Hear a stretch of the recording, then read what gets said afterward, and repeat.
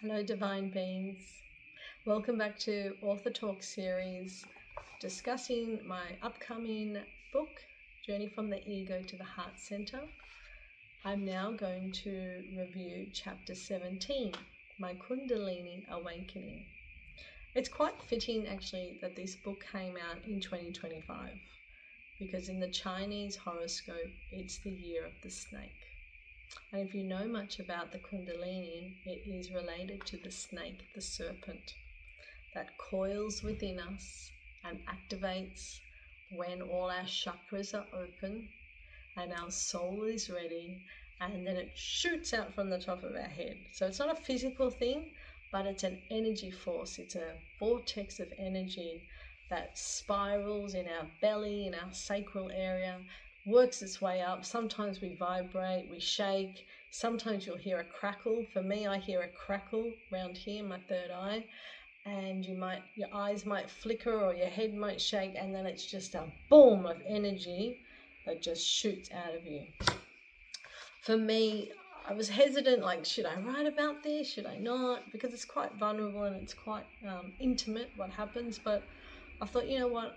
If I'm going to do this authentically, it has to be in the book, because if you've come this far through 16 chapters of spiritual awakening, this is going to be the icing on the cake.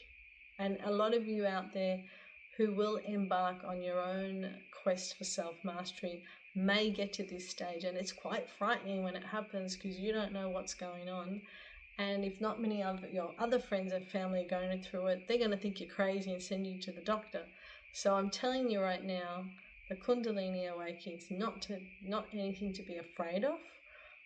Be aware, notice it in the body, but I don't think you should try and stop it. It's an involuntary movement that needs to happen because there's an energy that needs to come out, and it's a release.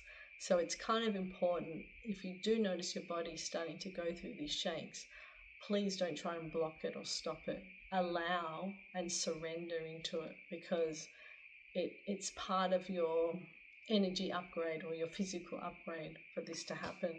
So in this chapter, it's quite reflective. I talk about when we went through the lockdown in Melbourne, what my feelings were around what we were expected to do to keep our state of employment.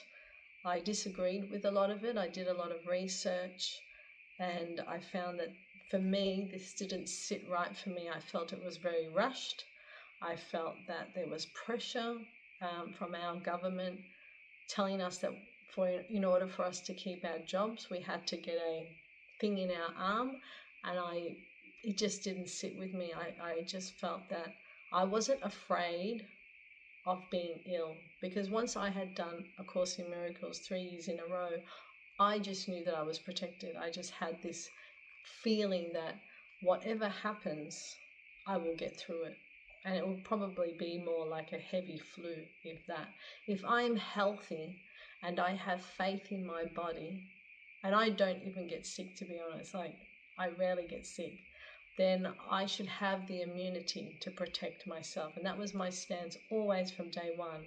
But then when it got to that date in October, where we were told, as a state, as Victorians were told, you now need to go and get this by a certain date, then I went into my own breakdown again, and it became a physical breakdown. I protested internally, and my masculine side, which is the right side, had total emotional pain, and I developed a chronic pain of sciatic right through the back, to the point that I couldn't even drive.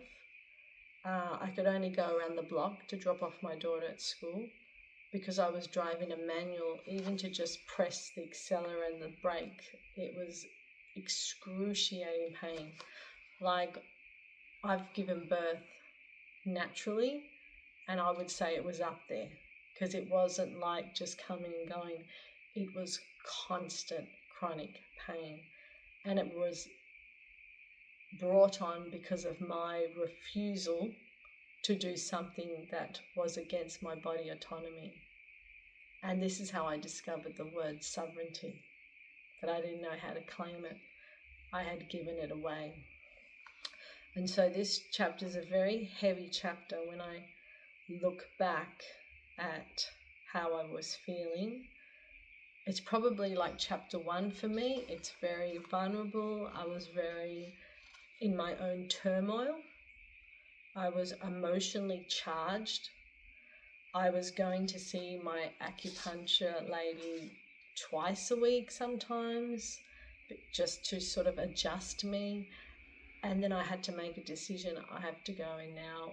I was seeing a chiropractor, I was seeing my chiropractor once or twice a week to adjust me. Then she said to me, Suzanne, I can see your L5 is a little bit out, but actually it's more up here. And that's when I said to myself, I need to go and see someone like an acupuncturist, because maybe the needles, where she places them, it might help to have a release. And what ended up happening is I went to see her the first appointment, and I was literally like bent over like an old lady. I couldn't even like walk straight. I was actually like to my side and limping.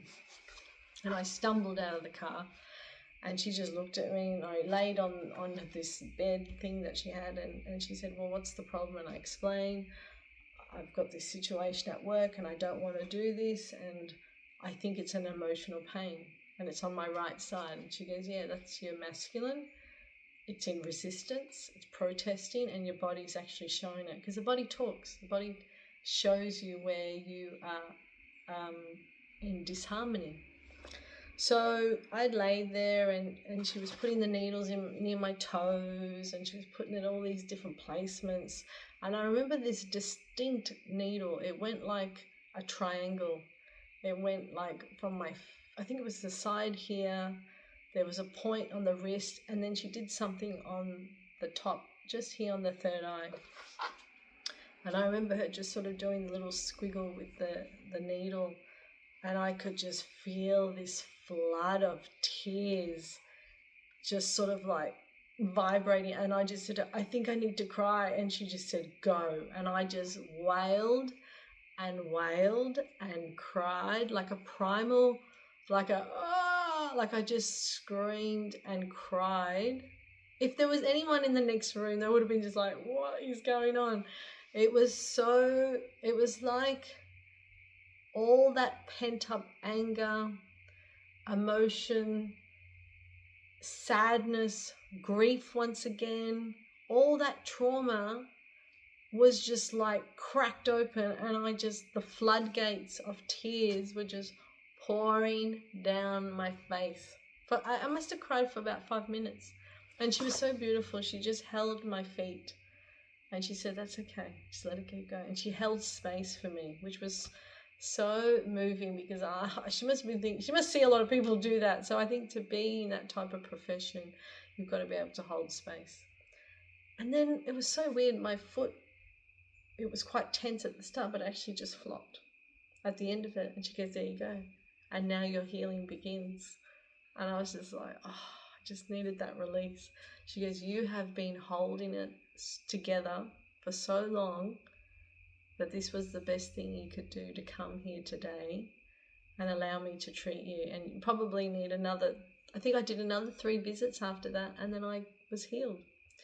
And it was fascinating, like who would have thought? But she said, your adrenals are high, you're all over the shop because you're so stressed about what you're going to do and your next step and where you're going to go if you leave this job. And it was just like all this confusion and this heaviness of, where do I fit? Like, how am I going to move on? I don't have anything to go to. Like, I was making big decisions about my life. I had a mortgage to pay. I still had school fees to pay. Like, I took the biggest risk of my life because of something that I truly believed in, and I took a stance. And I don't regret it at all. It was probably the best thing I ever did, because from that, it allowed me to expand my wings and find another company that valued me and saw me for me, not a medical certificate and saying that I've had on these dates, And I just thought, no, I just can't do that. I just refuse to participate in this agenda and in this narrative. So yeah, it's a heavy chapter, and that's why I haven't really opened and read it, because it does trigger me still to this day a little bit, not a lot, but I still get a little bit worked up. And the good thing about it is, like, it's 2025 and there's so much now that has come out, so I feel so comfortable in my skin knowing that I made the right call, because there's enough evidence out there now to show that a lot of people have got sick and regret what they've done. So that's what this chapter is about. It's a very heavy decision, but from that the Kundalini came through, because as I was crying and in confusion, I was talking to God and saying, oh my gosh, you need to help me. I surrender to you.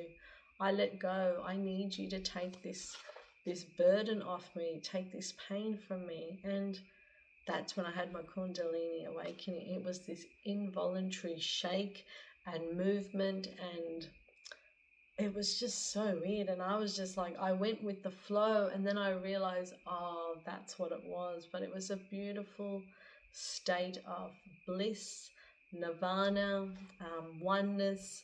It was the most beautiful feeling, and I hope many of you get to feel it, because when you get into that state of being, it's just this beautiful energy washes over you, and you just come to this realization that nothing can harm me.